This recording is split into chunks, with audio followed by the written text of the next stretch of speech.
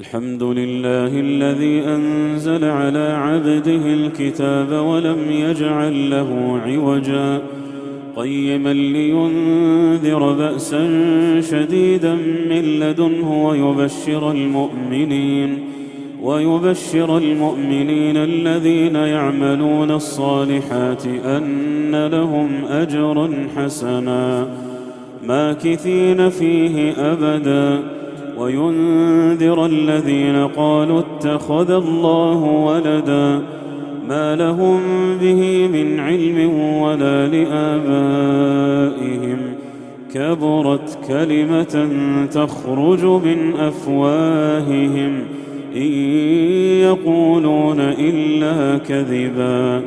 فلعلك باخع نفسك على آثارهم إن لم يؤمنوا بهذا الحديث أسفا